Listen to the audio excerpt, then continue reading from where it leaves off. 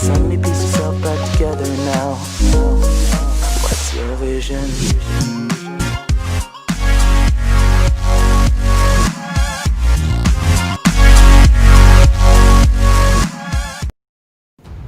Sebelum kita mulai, dukung kami. Kami bukan apa-apa tanpa kalian. Tujuan kami hanya menghibur. Persatuan kalian membuat kami terus berkarya. Untuk itu silakan subscribe dan tekan tombol lonceng, serta bagikan channel ini ke sahabat kalian. Terima kasih. Halo sahabat bagi-bagi, apa kabarnya? Kita ketemu lagi di acara yang paling spektakuler se-Indonesia. Sahabat bagi-bagi, semoga dalam keadaan sehat ya. Sahabat bagi-bagi, negara mana yang tidak membutuhkan militer? Pasti semua negara membutuhkan militer. Militer berperan penting dalam menjaga kedaulatan suatu bangsa. Militer kuat maka makin disegani bangsa itu. Bisa kita lihat Amerika, Rusia, dan China. Ialah negara yang memiliki kesatuan militer paling brutal saat ini. Kali ini bagi-bagi akan membandingkan kekuatan militer TNI kita dengan Korea Selatan. Korea Selatan juga tidak bisa dianggap remeh. Dalam alutsista perang, Korea Selatan masuk salah satu yang tercanggih. Terbukti mereka banyak mentransfer teknologi militer ke Indonesia. Oh iya sahabat bagi-bagi, sebelum kita lanjut, jangan lupa like dan subscribe dan bagi-bagi ke sahabat kalian ya. Sahabat bagi-bagi, langsung saja kita bahas 4 perbandingan TNI versus tentara Korea.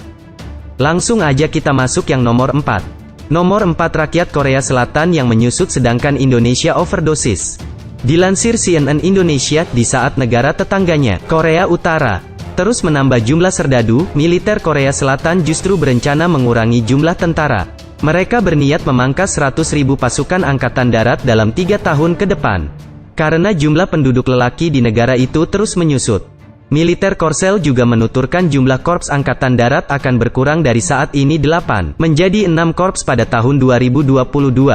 Divisi angkatan darat juga ikut berkurang, yakni dari 38 menjadi 33 pada 2025 mendatang.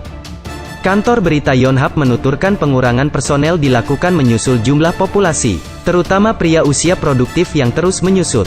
Pemerintah Korsel saat ini masih terus berjuang meningkatkan angka kelahiran secara umum di negeri ginseng tersebut.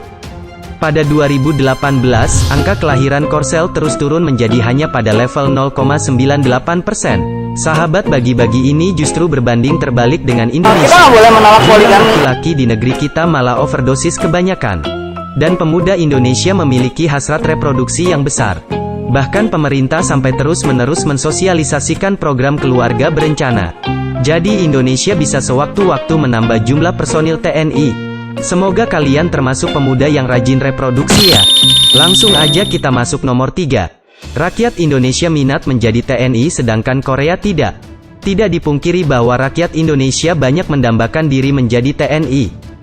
Terbukti bila ada lowongan masuk TNI dari angkatan manapun, pendaftar selalu membeludak dari jumlah yang dibutuhkan.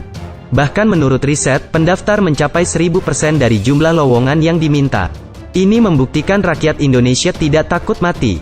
Karena resiko dalam menjadi TNI benar-benar tinggi, dari aspek latihan bahkan tugas. Berbanding terbalik tentu saja dengan Korea Selatan. Di Korea Selatan, bahkan pemerintah memberikan gaji tinggi jauh di atas TNI, dan mewajibkan militer kepada warganya.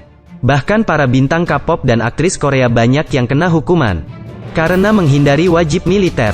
Seperti yang kita tahu, Korea terbelah menjadi 2 setelah merdeka dari Jepang tahun 1985, menjadi Korea Selatan dan Korea Utara.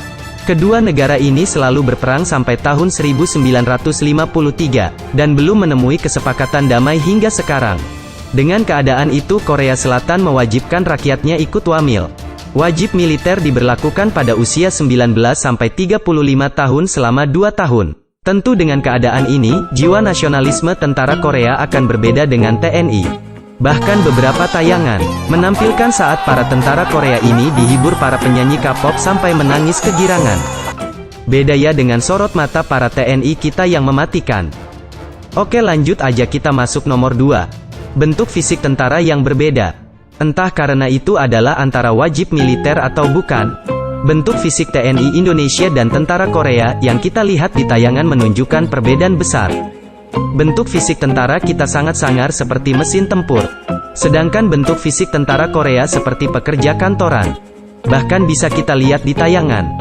Tentara Korea ada yang memakai kacamata di usia prima mereka. Berbeda dengan TNI kita, bahkan syarat menjadi TNI pun tidak berkacamata.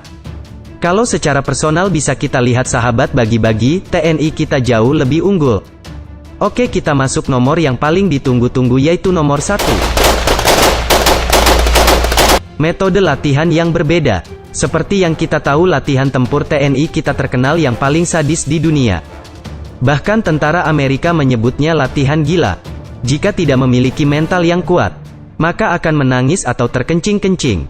Dengan metode pelatihan yang dilakukan oleh pasukan elit TNI ini, dalam latihan yang sempat direkam dan diunggah ke YouTube tersebut, ada beberapa orang instruktur yang berdiri di atas menara dan menembaki para prajurit yang sedang berlatih dengan cara tiarap di sebuah lahan berlumpur. Tidak tanggung-tanggung, banyak tembakan yang dilepaskan dengan menggunakan senjata semi-otomatis AK-47 buatan Soviet untuk menguji mental dan kesiapan para prajurit elit Pashas ini. Bahkan video tersebut menjadi viral dan ditonton sekaligus diulas berbagai pihak di seluruh dunia. Bahkan tentara Korea yang sudah ikut wamil terpukau. Bahkan sampai membuat tayangan tentara Korea reaksi to TNI. Banyak orang yang menganggap bahwa metode latihan tersebut sangat tidak manusiawi. Namun justru hal inilah yang membuat para prajurit elit Pashas memiliki ketangguhan dari sisi mental dan fisik dibandingkan dengan tentara-tentara dari negara lain. Latihan ini terbukti dengan latihan bersama antara Kopassus dan tentara elit Korea. Pada latihan, pasukan komando Korea Selatan mengundang decak kagum dunia. Pasukan ini berlatih di dalam sungai es yang membeku. Pasukan Batalion 707 tersebut juga melakukan latihan serangan di tengah hawa dingin. Ternyata komando pasukan khusus TNI Angkatan Darat rupanya rutin melakukan latihan dengan pasukan khusus Korea Selatan. Biasanya mereka berlatih bersama di Training Site 47 Gwangju, sebuah area latihan untuk latihan anti-teror dengan fasilitas sangat lengkap. Di sini ada sebuah pesawat Boeing 747, kereta api, bus, gedung perkantoran dan bank. Semuanya untuk latihan pembebasan sandera dan pertempuran jarak dekat.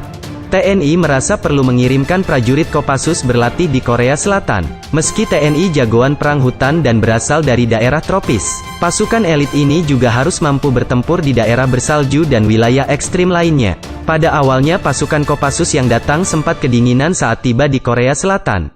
Namun dalam beberapa hari, Kopassus segera bisa menyesuaikan diri karena gemblengan dan fisik yang kuat. Cuaca dingin tak lagi jadi halangan.